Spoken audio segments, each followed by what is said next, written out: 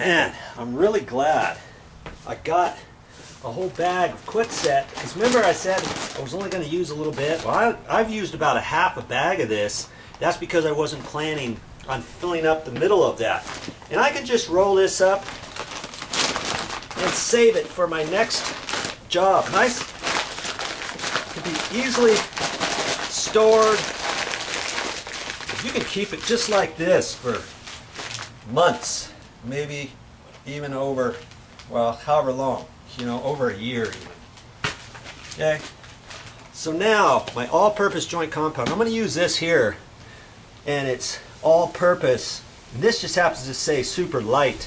Some of the other ones just say all-purpose joint compound, and I generally use that because if I'm going to go over tape, I can use it for tape or topping. They also have some stuff called topping, which is just the top coat, or taping, which is just used for the taping of your paper tape or webbing tape, whatever. Okay, you can get this. I chose to get this much. This was only like a little over $8, and 1 gallon was $5.50, I think it was. And I thought maybe I'd only need a gallon, but you know, if I bought 2 of those, that's more than buying 3 gallons of this right here. I think this was 3.5 gallons. This is way cheaper, and I can just keep it in this container. It's in a plastic bag here, and I can just dig some of it out and put in my pan. Now if I was doing an entire job, let's say, I would take this, put it in an empty bucket, pour a little water in there, mix it all up, and I'd have enough for quite some time. But I'm only going to need a few pans of this, maybe 3 pans or so. So I decided to get it like this. I could have got it in a 5-gallon container and only used a little bit of that, and kept it in the container, put some water in it, you know, over the top, and be ready for my next project. But I don't know when my next project's going to be, you know. So I decided to just get it this way. Okay, so I'm just going to scoop this out and put it in my little pan here. And because it's brand new, I might not even have to put any water in it. I mean, if you did have to put a little bit of water, I'd only put a touch of water in this. Because see, this is already wet, and it's all pretty much ready to go on the wall or your ceiling. And this consistency is really good. Okay? I don't think I'm going to put any water in this.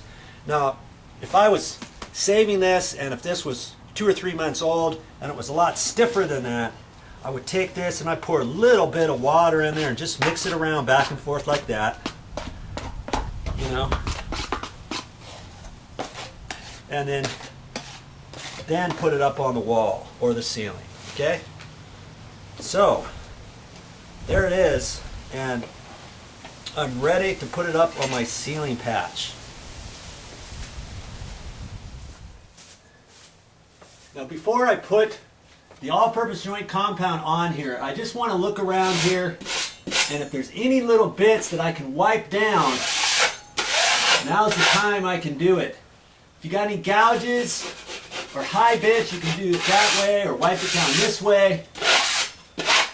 Now some people even take a little sanding pole, and you can lightly sand this if you wanted. I'm choosing not to do that. I think I got it pretty smooth. Okay. Plus, if you're in an confined area,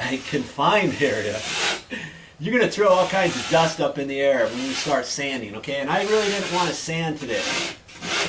Okay, so this is, I got that material up there nice and smooth anyways, and this is just fine. You know, you can feel your hand on there. You need to lightly run that on there. My 6-inch blade is fine for that. Okay.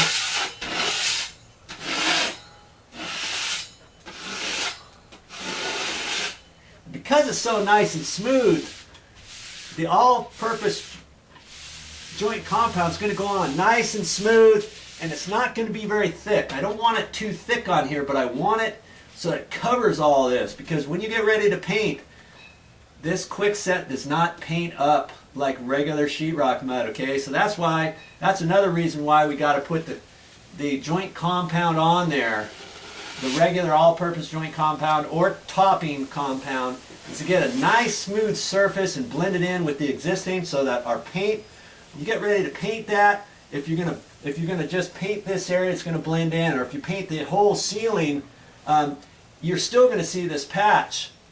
I don't care how tight and smooth you have it with quickset, you're still going to see it if you repaint this whole thing, if you prime it, 2 coats of paint and everything. I'll still be able to tell you where this is, because it's not going to take the paint the very same. No ifs, ands, or buts. So if that's the only thing you remember on this segment, you've done yourself a favor. Okay, so now this looks good. I'm going to put that mud up here.